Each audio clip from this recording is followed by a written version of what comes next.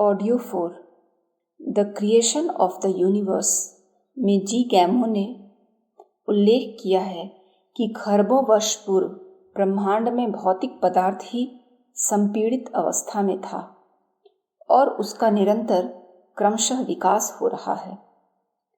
उनके अनुसार ब्रह्मांड का फैलाव सदैव होता रहेगा, उसकी कोई सीमा रेखा नहीं है, वह अनंत दिक तक फैलता ही रहेगा।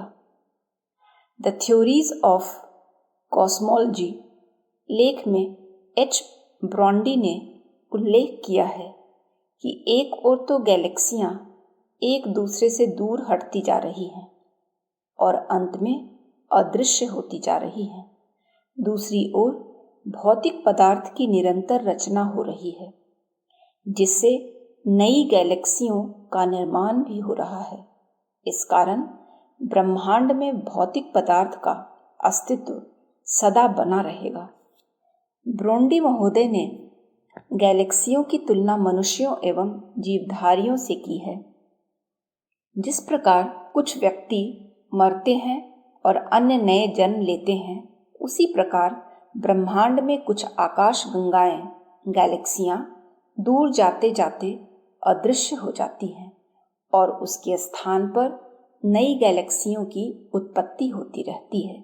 इस प्रकार ब्रह्मांड में गैलेक्सियों की संख्या सदा लगभग एक सी रहती है।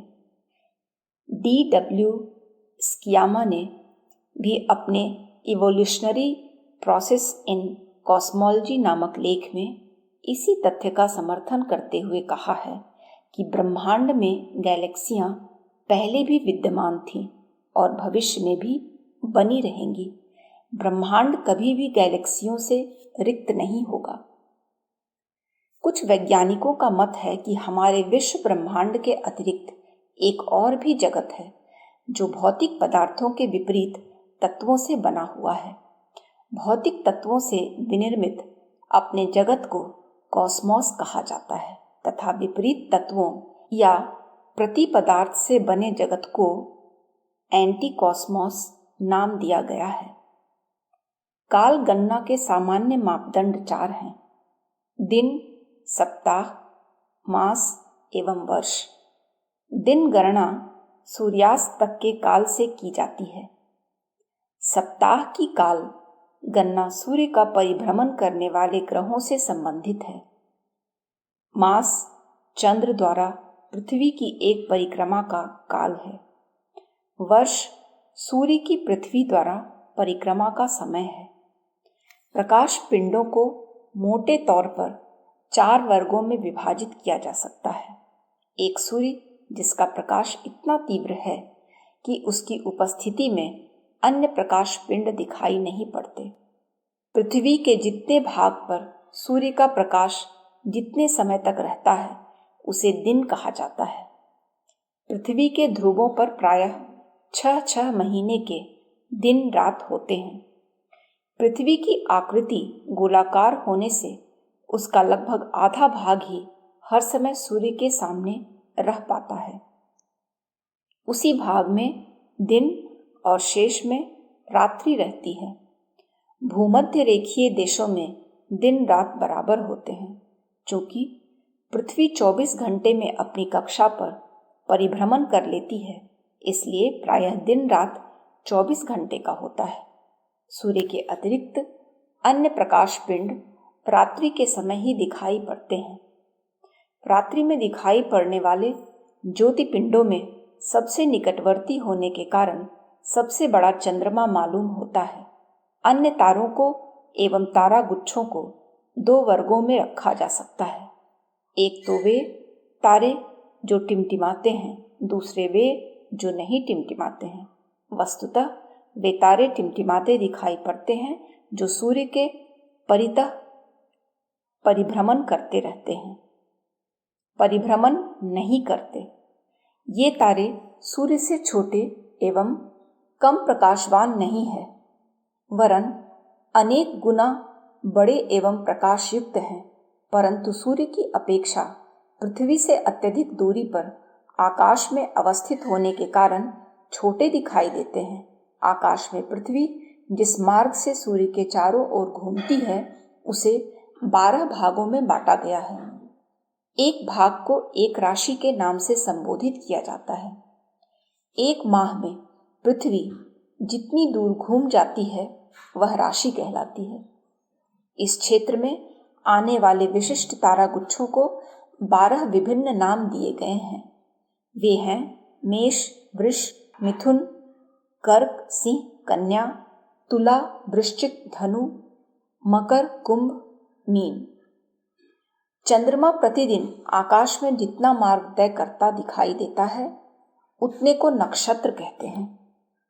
पृथ्वी एक माह में जितना मार्ग तय करती दिखाई देती है, चंद्रमा एक दिन में उससे 2.25 गुना मार्ग तय करता दिखाई पड़ता है।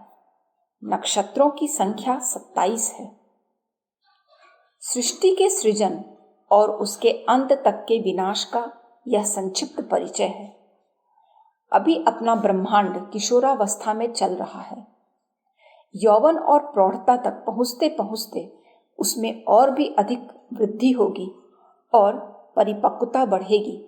वह स्थिति भी सदा न रहेगी। वह क्रमशः जराजीर्ण होते हुए मरण का वरण करेगा। इसके बाद फिर वही क्रम चलेगा। हर छोटी बड़ी वस्तु को इसी जन्म मरण के चक्र में समान रूप से परिभ्रमण करना पड़ता है। कैसी है यह सृष्टा की बाल क्रीड़ा, जिसमें रहकर वह स्वयं मोद मनाता है और दूसरों को हंसने रोने का खट्टा मीठा स्वाद चखाता है। परिवर्तन चक्र में घूमता हुआ अपना ब्रह्मांड। आकाश पर नजर डालने से एक काली चादर पर कुछ जुगनू से बैठे चमकते दिखते हैं। दिन में एक फानूस जैसी और रात में लालटेन जैसी रोशनी चमकाते हुए 2 गोले घूमते नजर आते हैं। मोटी दृष्टि यहीं समाप्त हो जाती है, पर जब गहराई में उतरकर वास्तविकता खोजने की बात चलती है तो प्रतीत होता है कि इस नगण्य के पीछे न जाने कितना बड़ा विशाल विस्तार छिपा है। उसकी परतें उठाते चलने पर विशालता का अनंत विस्तार आंखों के सामने आकर खड़ा हो जाता है। ब्रह्मांड का स्वरूप कभी मानवीय मान्यता के अनुसार बहुत छोटा था, पर अब पर्यवेक्षण से उसकी विशालता इतनी बढ़ चली है कि उसकी कल्पना करने तक में मस्तिष्क चकराने लगता है। कभी ब्रह्मांड इतना छोटा भी रहा होगा जिसे कृष्णचंद्र अपने मुख में रखी हुई गोली की तरह यशोदा या अर्जुन को दिखा सके। रामचंद्र के लिए भी कदाचित यह संभव रहा हो कि वे बड़ी सुपारी जितने ब्रह्मांड की झांकी कौशल्या या काकभुसुंडी को तनिक सी मुस्कान बिखेर कर भली प्रकार दिखा सके, पर अब वैसी स्थिति नहीं रही। अब कोई हनुमान सूरज को मधुर फल समझकर निगलने के लिए तैयार न होगा। ब्रह्मांड के बारे में जैसे जैसे जानकारियां बढ़ती जा रही हैं, वैसे वैसे उसके विस्तार का दायरा बढ़ता जा रहा है। अभी वह बचपन की ही अवधि में है, इसलिए उसे बहुत समय बढ़ने, फैलने और परिपुष्ट होने में लगेगा। प्रौढ़ता आने के उपरांत ही वृद्धावस्था की झुर्रियां पड़ना आरंभ होंगी। कमर झुकेगी, खांसी श्वास का सिलसिला चलेगा और घटते घटते हारा थका जरा जीर्ण होने पर वह मरण की तैयारी करेगा। मरने के उपरांत उसे फिर जन्म लेने में कितने समय भूतकाल जैसी गर्भावस्था में रहना होगा यह तो नहीं कहा जा सकता, किंतु यह निश्चित है कि जन्म मरण के चक्र में पदार्थों एवं प्राणियों की तरह ब्रह्मांड को भी गुजरना पड़ेगा। इससे पूर्व यह जन्म मरण की स्थिति कितने बार आई होगी या भविष्य में कितनी बार आ सकती है, इस गतिचक्र का आदि अंत क्या है, इस संबंध में उसका सृजेता ही कुछ कह सकता है। हम अल्पज्ञ प्राणी तो इतना ही कह सकते हैं कि वर्तमान कल्प का प्रस्तुत ब्रह्मांड अभी बचपन की अवधि में रहा है और क्रमशः बढ़ता फूलता जा रहा है। संभवतः कुछ समय उपरांत वह फलने भी लगेगा। अपनी निहारिका मंदाकिनी नाम से जानी जाती है। इससे 1 अरब से अधिक और सौरमंडल जुड़े हुए हैं। इसका विस्तार 1 लाख प्रकाश वर्ष आंका गया है। संबद्ध सौरमंडल उसे केंद्र मानकर अनंत अंतरिक्ष में अपनी निर्धारित कक्षा पर चलते हुए उसकी परिक्रमा करते रहे हैं। अपने सौरमंडल को उस परिक्रमा में प्रायः 30,000 वर्ष लगते हैं। इतना भ्रमण कर लेने के उपरांत वह अपनी पुरानी जगह पर आता है। आकाश में अपनी मंदाकिनी जैसी लाखों आकाश गंगाएं हैं। बहुचर्चित और शोध परिधि में जकड़ी हुई एंडोमेंड्रा आकाश गंगा हमसे 20 लाख प्रकाश वर्ष दूर है। आकाश को अत्यधिक प्रभावित करने वाले क्वासार तारे अब तक 4 खोजे जा सके हैं। इनमें जो निकटतम है उसकी दूरी 800 करोड़ प्रकाश वर्ष मानी गई है। यदि वहां तक पहुंचने का कोई मनुष्य दावा करे और अब तक विनिर्मित रॉकेटों के सहारे 2500 मील प्रति घंटा की चाल से चले तो उसकी पूर्णायुष्य 100 वर्ष होने पर भी 8 करोड़ जन्म लेने पड़ेंगे। यदि वापस भी लौटना हो तो फिर इतने ही वर्ष और चाहिए। यह अनवरत गति होने का लेखा जोखा है। बीच में तेल पानी लेने या सुस्ताने की आवश्यकता पड़ी तो समय और भी अधिक लग जाएगा।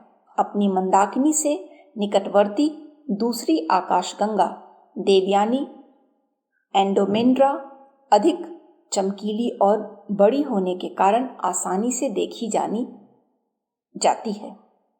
फिर भी यह एक आकाशगंगा परिवार के सदस्य हैं। उनका भी एक मंडल है और 19 आकाशगंगाओं वाला समूह किसी अकल्पनीय दूरी वाले महाध्रुव के इर्द गिर्द परिभ्रमण करता है।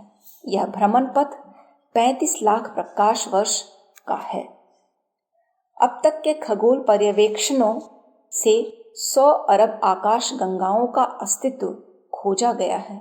इस खोज चित्र में मात्र 5 अरब प्रकाश वर्षों की ही परिधि पकड़ में आई, जबकि समस्त ब्रह्मांड का विस्तार इससे भी कितना ही गुना अधिक है। माना जाता रहा है कि पदार्थ जब अत्यधिक घनीभूत हो जाता है तब ऊर्जा के रूप में परिवर्तित होता है। इसी का एक पूरक सिद्धांत यह भी है कि जब ऊर्जा अत्यधिक घनीभूत होती है तो पदार्थ के रूप में भी परिवर्तित हो जाती है।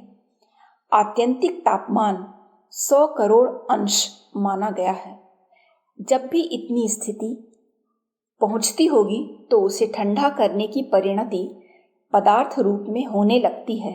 इसी सिद्धांत के अनुरूप ब्रह्मांड के आदि और अंत का कारण खोजा जा रहा है। समझा जा रहा है कि तापमान की वृद्धि विकास बेला है और उसके चरम स्तर पर पहुंच जाने के उपरांत जो ढलान आता है उसे स्थिरता, ढलना, वृद्धता या मरण की तैयारी कह सकते हैं। मानवीय आयुष्य क्रम की भांति ही यह ब्रह्मांड भी बढ़ता फैलता, सिकुड़ता, मरता और जन्मता रहता है। ग्रह नक्षत्रों की बिरादरी में एक नए सदस्य बढ़ते रहते हैं और पुराने समाप्त होते रहते हैं। कुछ का तो सर्वथा अंत हो जाता है और वे पुनः वापस बादल के रूप में लौट जाते हैं, और कुछ ऐसे होते हैं जो अव्यवस्था, अस्त व्यस्तता के चंगुल में फंसकर अपनी दुर्गति करते हैं। कुछ नए बालकों की तरह जन्मते हैं और कुछ प्रेत पिशाच बनकर डरावनी विनाशकारी परिस्थितियां उत्पन्न करते रहते हैं। सन 1054 में किसी विशाल तारे का विस्फोट देखा गया। शुक्र से भी अधिक चमकीला एक अनोखा तारा यकायक आकाश में प्रकट हुआ। वह इतना चमकदार था कि दिन में भी सरलता पूर्वक देखा जा सकता था। यह चमक कई सप्ताह तक रही। चीनी ज्योतिषियों ने इस जानकारी को सुरक्षित रखा है और उसका कारण किसी तारे का विस्फोट माना है। ऐसे विस्फोटों को सुपरनोवा कहा जाता है। उसका छितराव अभी भी एक छोटे गैसीय गंध के रूप में देखा जा सकता है। वह क्रमशः फैल ही रहा है। ऐसे विस्फोट आकाश में सदा ही होते रहते हैं। उनके आधार पर पुरानों का अंत और नयों का जन्म होता रहता है। Harvard Smithsonian centre for astrophysics के मूर्धन्य खगोल विज्ञानियों ने अपनी आकाश गंगा के केंद्र में कुछ तारे ऐसे पाए हैं जो शराबियों की तरह बुरी तरह लड़खड़ा रहे हैं और बेढंगी चाल से चल रहे हैं। लगता है कि उन्हें कोई झकझोर या दबोच रहा है। हार्वर्ड गस्की का कहना है कि संभवतः वे किसी ब्लैक होल की पकड़ में आ गए हैं और वह उन्हें क्रमशः खींचता निगलता चला जा रहा है। इसी प्रकार सिग्नस नक्षत्र समूह का एक तारा जो हमारे सूर्य से प्रायः 20 गुना बड़ा है, किसी ब्लैक होल की पकड़ में आ गया है और वह उसके मुंह में घुसता चला जा रहा है। आकाश में कितने ही ब्लैक होल विद्यमान हैं, उनका अस्तित्व होते हुए भी दृष्टिगोचर नहीं होते, कारण कि उनका पदार्थ अत्यधिक सघन है। इस स्थिति में गुरुत्वाकर्षण चरम सीमा पर होता है, इतना चरम कि अपनी परिधि में काम करने वाले प्रकाश को भी बाहर नहीं जाने देता। प्रकाश ही एक ऐसा आधार है जिसके सहारे अन्यान्य ग्रह नक्षत्रों का अस्तित्व, स्थान एवं क्रियाकलाप जाना जा सकता है। चूंकि ब्लैक होल कहे जाने वाले तारों का पदार्थ अत्यधिक सघन होने के कारण प्रकाश के बाहर जाने की बात बनती ही नहीं। ऐसी दशा में उनके अस्तित्व का ज्ञान भी किसी को नहीं हो सकता। अपने इर्द गिर्द ही कोई छोटा ब्लैक होल यदि मौजूद है तो भी हम उसके संबंध में तनिक भी जानकारी प्राप्त न कर सकेंगे। आकाश की इन अंधेरी गुफाओं में भरे पदार्थ का भार अत्यधिक होता है। वहां की एक चम्मच का भार अपनी धरती के 20 करोड़ हाथियों के बराबर भारी बैठेगा। जब कोई तारा मरता है तो उसका द्रव्य सिकुड़ते सिकुड़ते इतना सघन हो जाता है कि वह ब्लैक होल के रूप में परिणत हो सके। ये ब्लैक होल ही हैं जो कभी कभी इतने विशाल और इतने सशक्त होते हैं कि वे अपनी आकर्षण शक्ति से समीपवर्ती ग्रह तारकों को ही निगल जाते हैं। कई बार वे किसी ग्रह के किसी भाग विशेष को प्रभावित करते हैं और जो उस क्षेत्र की वस्तुओं को खींचकर अपनी खाई खड्ड जैसी झोली में समेट लेते हैं।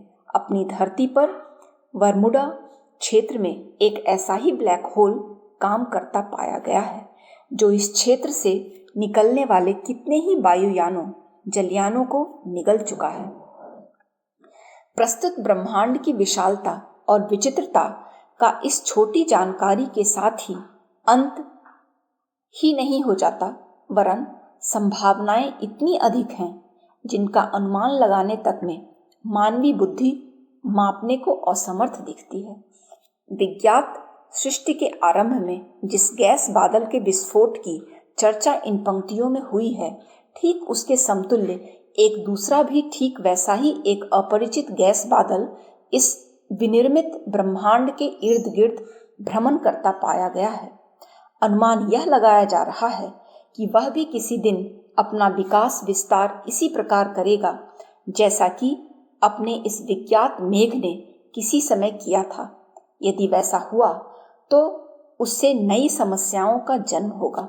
इस संदर्भ में एक नया प्रतिपादन सोवियत खगोल विज्ञानियों ने किया है। उन्होंने सुदूर अंतरिक्ष में एक बृहत्तर वाष्पीय बादल को देखा है। यह ठीक उसी प्रकार का है जैसा कि विज्ञात ब्रह्मांड के आरंभिक निर्माण काल में विस्फोट से पूर्व था। इन विज्ञानियों का कहना है कि संभवतः महाविस्फोट मूल द्रव्य के एक अंश का ही हुआ है और इतने से ही अपने ब्रह्मांड से गतिशील निहारिकाओं तथा ग्रह नक्षत्रों का जन्म हुआ है। शेष अंश अभी भी अपनी आरंभिक स्थिति में विद्यमान है। कह नहीं सकते कि वह सिकुड़ या फैल रहा है। यह भी विदित नहीं कि वह ठंडा या गर्म हो रहा है। दोनों ही स्थिति में वह अपनी वर्तमान गतिविधियों के अंतिम चरण तक पहुंचने से पूर्व कोई बड़ा उपद्रव खड़ा करेगा। गर्म हो रहा होगा तो 2.5 अरब सेंटीग्रेड तापमान तक पहुंचते पहुंचते फट पड़ेगा और वैसे ही एक नए ब्रह्मांड को जन्म देगा, जैसा कि हमारे परिचय घेरे में धीरे धीरे आता जा रहा है। तब वह महाविस्फोट अपने वर्तमान ब्रह्मांड के साथ टकराकर ऐसी स्थिति में ही पैदा कर सकता है जैसा कि अपने सौर मंडल में मंगल और बृहस्पति के मध्य परिभ्रमण करते उल्का खंडों की श्रृंखला बनकर छितराई स्थिति में घूमते देखा जा सकता है। ठंडा होने और सिकुड़ने की प्रक्रिया भी कम खतरनाक नहीं है। वह भी चरम सीमा पर पहुंचते पहुंचते नए किस्म के संकट उत्पन्न करती है। यह भी हो सकता है कि वह अति दूरगामी गैस बादल अपने ब्रह्मांड के निकट चला आए और परिवार का सदस्य बनकर रहने लगे। मानवीय बुद्धि को उसकी सत्ता की समीपता देखते हुए सृष्टा की इस विशाल संरचना के मर्मों को समझ सकना अति कठिन प्रतीत होता है, तो भी हम क्रमशः सत्य और तथ्यों की ओर बढ़ ही रहे हैं। इस मार्ग पर चलते रहकर हम न केवल सृष्टि के रहस्यों को वरन सृष्टा के सानिध्य अनुग्रह को प्राप्त कर सकने में भी समर्थ हो सकेंगे। यहाँ ध्रुव कुछ नहीं, सभी परिवर्तनशील है। गाड़ी के पहिए घूमते रहते हैं और धुरी यथास्थान स्थिर रहती है। इस प्रकार समझा जा रहा है कि पृथ्वी का एक ध्रुव स्थान है जिस पर वह लट्टू की कील की तरह घूमती रहती है। यह स्थिरता का सिद्धांत अब निरस्त हो गया है और माना जाता है कि इस ब्रह्मांड में हर वस्तु गतिशील है। स्थिरता किसी के भी भाग्य में बदी नहीं है। पृथ्वी नारंगी जैसी शक्ल की मानी गई है। उसके दोनों सिरों पर गड्ढे हैं। भीतर धसा हुआ उत्तर ध्रुव और बाहर उभरा हुआ दक्षिण ध्रुव। सामान्य गोलाई पृथ्वी पर अन्यत्र तो है, पर इन दोनों क्षेत्रों में व्यतिक्रम हुआ है। इसलिए सूर्य से संबंधित अनुदानों का लाभ वहां अन्यत्र की तरह नहीं मिलता है। गड्ढे अपने किस्म का व्यतिरेक उत्पन्न करते हैं। पृथ्वी की भ्रमण कक्षा भी वृत्ताकार न होकर अंडाकार है। साथ ही वह लट्टू की तरह लटकती हुई भी घूमती है। ऐसे ही कुछ अन्य कारण भी हैं जिनके कारण ध्रुवों की स्थिति में व्यतिरेक उत्पन्न होता है। वहां 6 महीने की रात और 6 महीने का दिन होता है, पर वह दिन भी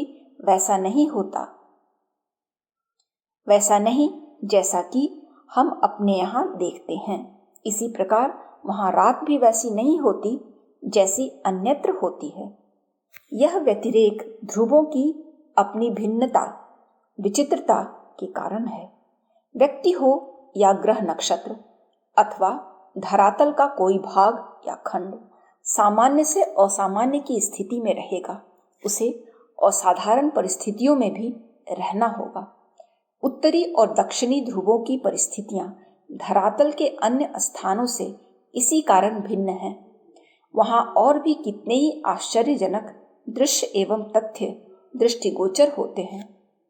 उत्तरी ध्रुव में प्रायः सीटी जैसी पैनी ध्वनियां सुनाई पड़ती रहती हैं। यह अंतरिक्ष से धरती पर तैरने वाले अनुभवों की जानकारी देती है। इनके उतार चढ़ावों को देखते हुए यह समझा जा सकता है कि किस स्तर के प्रवाह ऊपर से नीचे आ रहे हैं। इस क्षेत्र में 7000 मील की ऊंचाई पर विद्युतीय गैसों का बादल मंडराता हुआ देखा गया है।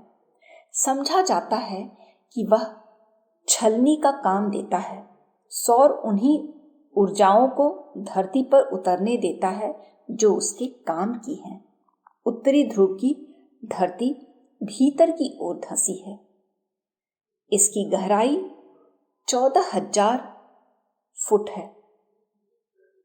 दक्षिणी ध्रुव ऊंट की पीठ पर देखे जाने वाले कुवड़ की तरह ऊपर उठा हुआ है। यह उभार 19,000 फुट है। यहाँ की बर्फ स्थिर है, जबकि उत्तरी ध्रुव पर वह बहती रहती है।